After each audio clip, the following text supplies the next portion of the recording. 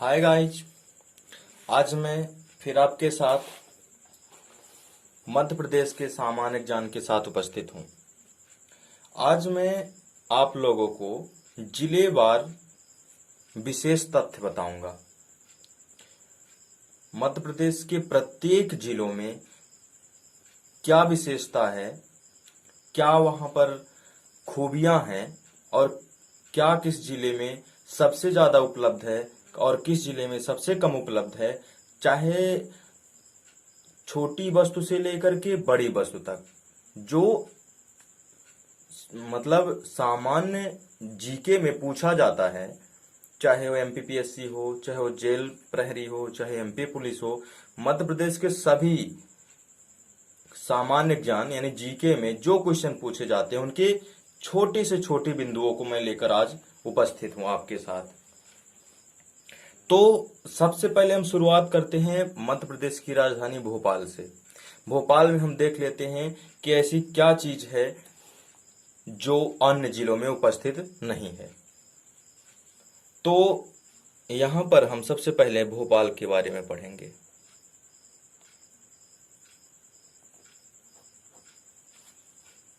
तो सबसे पहले ये देख लेते हैं कि भोपाल का क्षेत्रफल कितना है। जो भोपाल जिला है उसका क्षेत्रफल कितना है। तो जो भोपाल जिला है ना, इसका क्षेत्रफल है 2772 वर्ग किलोमीटर स्क्वायर, यानी 2772। आप ऐसे याद कर सकते हैं कि जो भोपाल जिला है इसका जो एरिया है, इसका एरिया है 2772 किलोमीटर स्क्वायर। इसको हम वर्ग स्क्वायर भी बोलते हैं, सॉरी वर्ग किलोमीटर। इसके बाद इसकी जनसंख्या आ जाएगी। ये अभी सामान्य चीजें बता रहे हैं। जो इसमें मेन चीज रहेगा वो मैं आपको इम्पोर्टेंट के साथ बताऊंगा और उसको जोर देकर बताऊंगा कि ये चीज आपको ज्यादा ध्यान रखनी है। ज्यादातर ये क्षेत्रफल नहीं पूछे जाते, जनसंख्या नहीं पूछी जाती, लेकिन मैं भोपाल के बारे में बता रहा हूँ इसलिए मैं इनके क्षेत्रफल बता रहा हूँ और जनसंख्या भी बता रहा हूँ। तो इसकी जनसंख्या है, जो भोपाल जिला है इसकी जनसंख्या है 23,71,061। 23,71,061 ये जनसंख्या है। और जो साक्षरता है भोपाल जिले की ये है 80.4%। 80% जनसंख्या वहाँ की साक्षर है भोपाल जिले की। और एक चीज इसमें यह है कि जो घनत्व है, ये इसमें आपको घनत्व को जरूर याद रखना है। पूरे मध्य प्रदेश में जनसंख्या घनत्व सबसे ज्यादा भोपाल में है। ये आपको इसमें फैक्ट है, ये इसमें भोपाल में ये आपको याद रखना है कि जो भोपाल जिले की जो घनत्व है, जनसंख्या घनत्व, वो सर्वाधिक है। 855 व्यक्ति पर किलोमीटर, यानी कि जो जनसंख्या घनत्व निकाला जाता है वो 1 किलोमीटर में जितने व्यक्ति वहां पर निवास रहते हैं उनके अनुसार निकाला जाता है। तो जो भोपाल जिला है इसमें सबसे ज्यादा है। ये प्रति 1 किलोमीटर में 855 लोग निवास करते हैं, यानी कि पूरे मध्य प्रदेश में सबसे ज्यादा जनसंख्या घनत्व भोपाल जिले की है। ये इसके बाद आ जाता है भोपाल जिले का पुराना नाम क्या था। तो भोपाल जिले का पुराना नाम भोजपाल था। ये आपको ध्यान रखना है। पूछा जा सकता है, जैसे उज्जैन का पूछता है तो उज्जैन का नाम उज्जैनी था, और अवंती भी कभी कभी मिलता है। तो इसी प्रकार भोपाल का पुराना नाम था भोजपाल।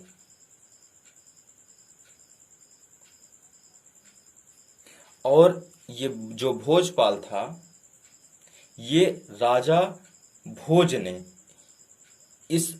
राजा भोज चूंकि उस समय के महान राजा हुआ करते थे, उन्होंने भोजपाल नाम से इस शहर को बसाया था 11वीं शताब्दी में। 11वीं शताब्दी में भोजपाल शहर की स्थापना हुई और किसने किया था? राजा भोज ने।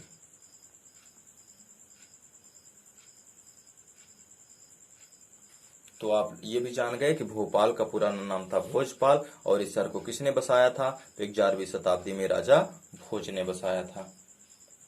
फिर इसका जो धीरे धीरे अपभ्रंश रूप होता गया और भोजपाल का नाम बना दिया गया भोपाल, और जो अब हमारे मध्य प्रदेश की राजधानी है। और जो भोपाल है 5 पहाड़ियों पर बसा हुआ है। ये आप पूछा जा सकता है क्वेश्चन में कि भोपाल शहर कितने पहाड़ियों पर बसा हुआ है। तो जो भोपाल है ये 5 पहाड़ियों पर बसा हुआ है। और भोपाल को झीलों का भी शहर कहा जाता है। झीलों का शहर, ध्यान रखना है। 2 चीज में फैक्ट है इसमें कि भोपाल 5 पहाड़ियों पर स्थित है और भोपाल को हम झीलों का भी शहर कहते हैं। फिर इसके बाद आता है जो भोपाल जिला है इसको कब बनाया गया? तो भोपाल जिले को बनाया गया 26 जनवरी 1972 को। भोपाल जिला मध्य प्रदेश में ये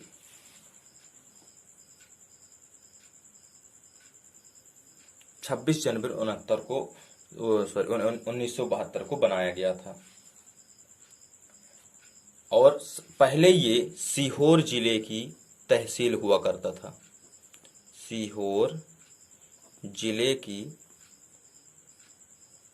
तहसील हुआ करता था। फिर सीहोर जिले से भोपाल को अलग कर दिया गया। कब? 26 जनवरी 1972 को। मैं आपको मैप में भी दिखाना चाहूंगा। ये आप देख सकते हैं मैप में, ये भोपाल है और इसके बगल में ये सीहोर है। तो ये पहले सीहोर ये पूरा हुआ करता था इतना, ये और इससे 26 जनवरी 1972 से को सीहोर से अलग करके बना दिया गया भोपाल। ये भोपाल का निर्माण हुआ। तो आपको याद कर लेना है ये कब हुआ भोपाल जिले का निर्माण? 26 जनवरी 1972 को।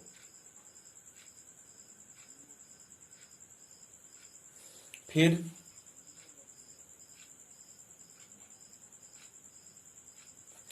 और एक चीज इसमें सबसे जरूरी चीज ये याद रखना है आप लोगों को कि देश का पहला मॉडल ब्लड बैंक भोपाल के हमीदिया अस्पताल में स्थापित किया गया।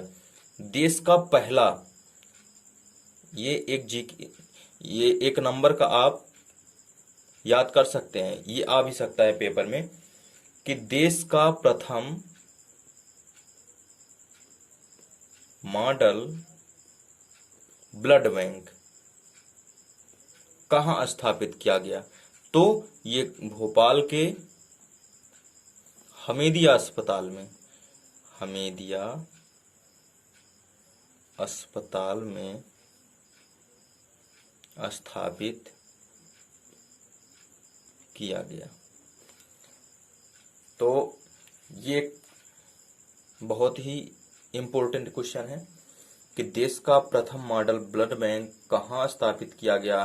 तो भोपाल के हमीदिया अस्पताल में स्थापित किया गया। और भोपाल में 1960 में भेल की स्थापना की गई। BHEL, भेल। कब हुई भेल की स्थापना? 1960 में। यह भी पूछा जा सकता है कि भेल की स्थापना कब हुई? तो 1960 में हुई थी।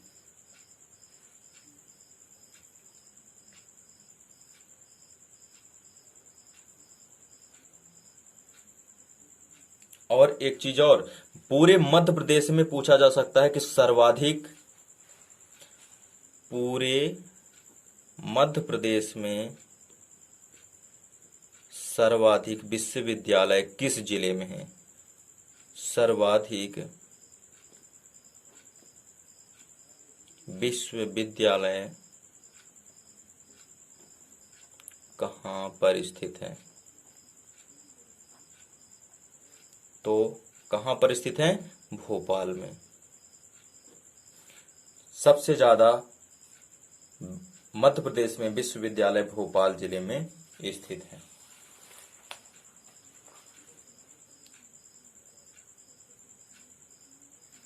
और भारत का पहला आपदा प्रबंधन संस्थान भोपाल में खोला गया था। भारत का पहला आपदा प्रबंधन संस्थान। तो यहाँ पर यह भी एक बहुत जरूरी फैक्ट है इसमें कि भारत का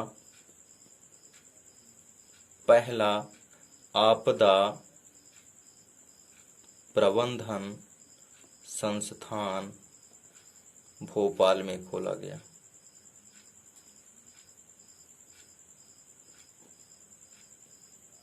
ये क्वेश्चन आता है कि भारत का आपदा प्रबंधन संस्थान कहाँ स्थित है। क्वेश्चन में ये तो नहीं आएगा कि भारत का पहला आपदा प्रबंधन, ये नहीं आएगा। क्वेश्चन में ऐसा आएगा कि आपदा प्रबंधन संस्थान कहाँ पर स्थित है। 4 ऑप्शन दे देगा, भोपाल, मुंबई, दिल्ली, देहरादून।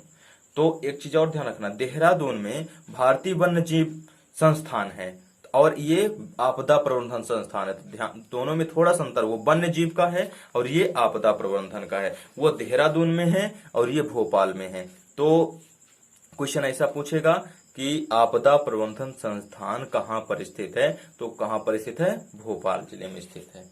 अगर ये भी पूछे कि भारत का पहला आपदा प्रबंधन संस्थान कहाँ पर खोला गया, तो आप यही कहेंगे कि भोपाल में खोला गया।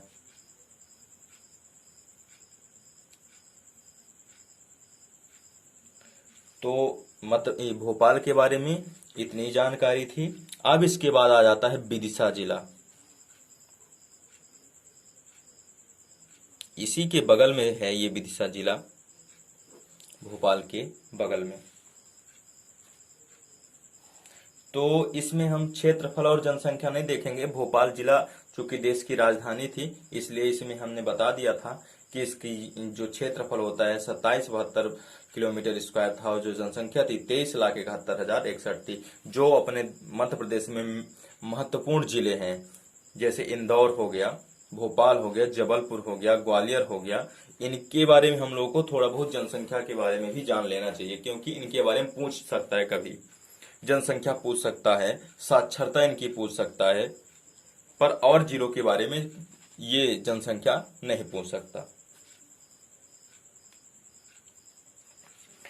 तो अब हम विदिशा के बारे में देख लेते हैं। तो जो विदिशा की साक्षरता है, साक्षरता देख लेते हैं। तो विदिशा की जो साक्षरता है 70.5% है। अभी हमने भोपाल में पढ़ा था तो भोपाल में 80.4% थी, जबकि विदिशा की साक्षरता 70.5% है और इसका घनत्व बहुत कम है, लगभग 198। अभी हमने भोपाल में पढ़ा कितना, 855, यानी 855, जबकि इसमें 198 यानी बहुत कम है। भोपाल का यानी कि 7वां 8वां भाग। फिर इसमें आ जाता है कि विदिशा का प्राचीन नाम क्या था। तो विदिशा का प्राचीन नाम भेलसा था, ये आपको याद रखना है। विदिशा का नाम पूछता है, ये शायद एमपीपीएससी में भी एक बार क्वेश्चन आ चुका है कि विदिशा का प्राचीन नाम क्या था। तो विदिशा का प्राचीन नाम था भेलसा। और भिलसा भी कहीं कहीं पर मिलता है, भिलसा। तो आपको ध्यान रखना है, प्राचीन नाम क्या था विदिशा का? भेलसा।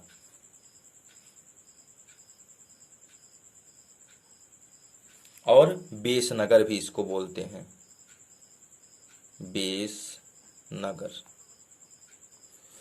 भेलसा भी बोलते हैं या कि भिलसा।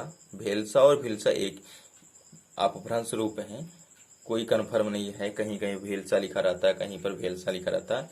और दूसरा नाम बेसनगर भी था इसका।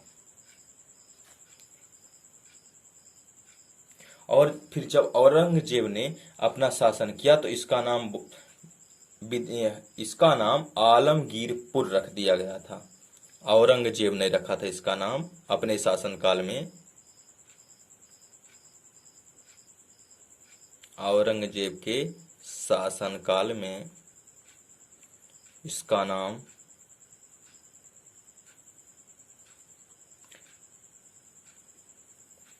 आलमगीरपुर रख दिया गया।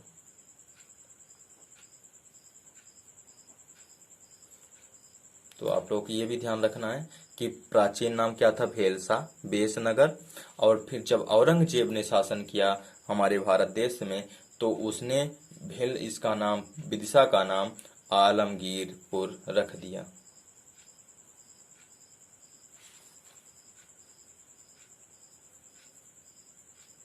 फिर जब 1952 में तत्कालीन राष्ट्रपति राजेंद्र प्रसाद हमारे देश के राष्ट्रपति बने तो उन्होंने इसका नाम विदिशा घोषित कर दिया।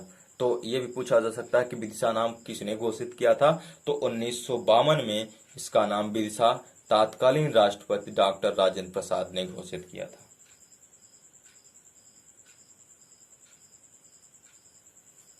फिर इसके बाद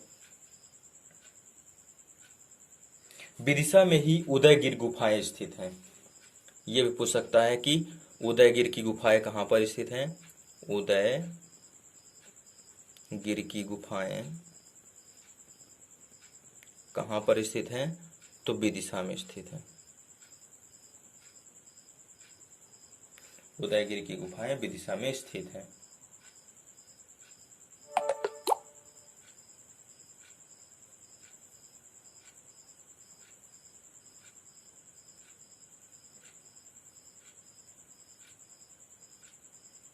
और एक चीज इसमें फैक्ट है कि मध्य प्रदेश की सर्वाधिक चने की फसल विदिशा में उत्पन्न की जाती है। यानी कि सर्वाधिक चने की खेती कहाँ पर होती है, सर्वाधिक चने की खेती विदिशा जिले में होती है।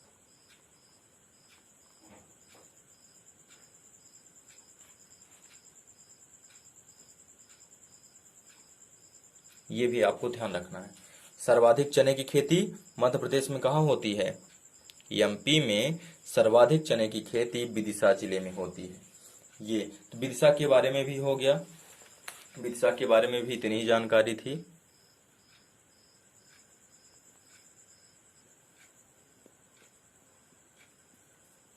अब सीहोर जिले के बारे में हम देखेंगे।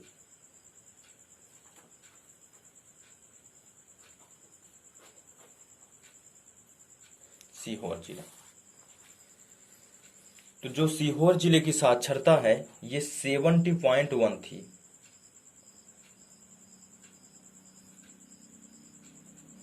70.1% थी।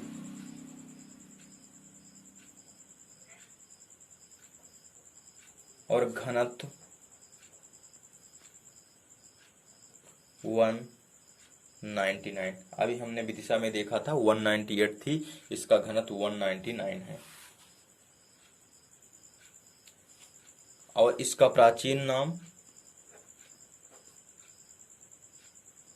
सिद्रपुर था। सिद्रपुर विदिशा का भेलसा था या कि बेसनगर था। भोपाल का भोजपाल था। और इसका सीहोर जिले का प्राचीन नाम सिद्रपुर या कि सिद्धपुर, दोनों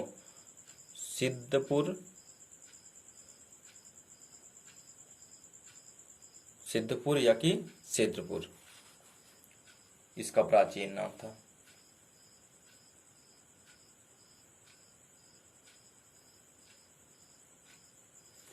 और सीहोर जिले की स्थापना हुई है 2 अक्टूबर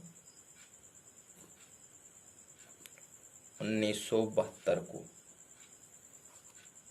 अभी हमने भोपाल जिले में भी पढ़ा था कि कब स्थापना हुई थी, 26 जनवरी 1972 को हुई थी। और जो सीहोर जिला है इसकी स्थापना 2 अक्टूबर 1972 को हुई थी। और उसी समय दो जिले बने थे। एक सीहोर से क्या बना, सीहोर जिला, ये तहसील थी इसमें एक, तो उससे भोपाल बना दिया गया था और ये सीहोर बना दिया गया था।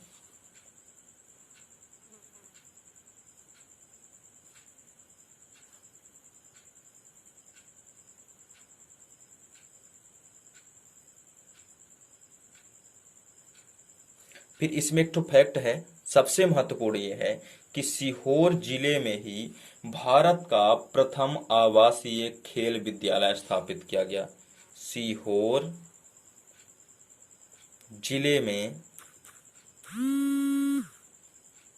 भारत का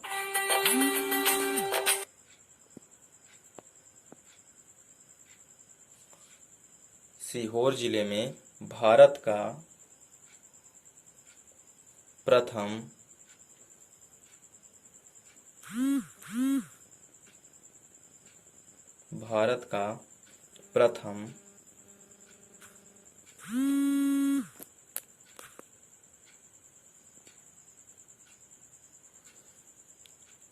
आवासीय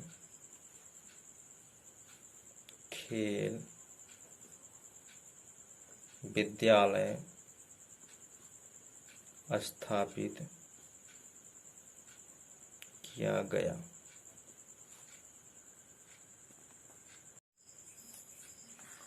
फिर ये तो पहला आप जान गए हैं कि सीहोर जिले में भारत का पहला आवासीय खेल विद्यालय स्थापित किया गया सीहोर जिले में। ये सीहोर जिले की विशेषता बता रहे हैं अभी हम। फिर इसके बाद बुधनी में, सीहोर में ही है बुधनी, जहां से आपके मुख्यमंत्री श्री शिवराज सिंह चौहान जी चुनाव लड़ते हैं। वहां पर रेलवे स्लीपर बनाने का कारखाना और ट्रैक्टर प्रशिक्षण केंद्र बनाया गया। क्या क्या है सीहोर जिले में? रेलवे स्लीपर बनाने का कारखाना और ट्रैक्टर प्रशिक्षण केंद्र भी है। ये बहुत ही जरूरी क्वेश्चन है इसमें कि रेलवे स्लीपर बनाने का कारखाना कहाँ है, तो सीहोर के बुधनी नामक स्थान पर रेलवे स्लीपर बनाने का कारखाना है। फिर दूसरा क्वेश्चन यहां से ये भी बनेगा कि ट्रैक्टर प्रशिक्षण केंद्र कहाँ है, वो भी सीहोर के बुधनी में ही है। यानी दोनों चीज कौन कौन, रेलवे स्लीपर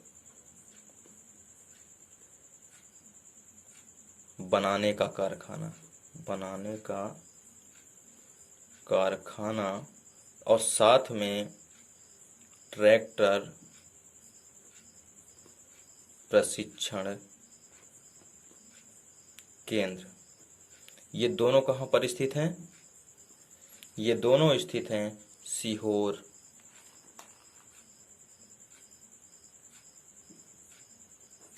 के बुधनी नामक स्थान में। ध्यान रखना है आप लोगों को, कहाँ? सीहोर के बुधनी नामक स्थान में रेलवे स्लीपर बनाने का कारखाना, साथ में ट्रैक्टर प्रशिक्षण केंद्र स्थापित किया गया था।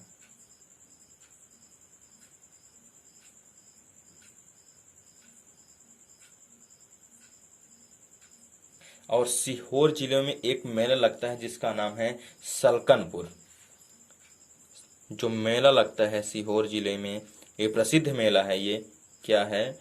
सलकनपुर मेला।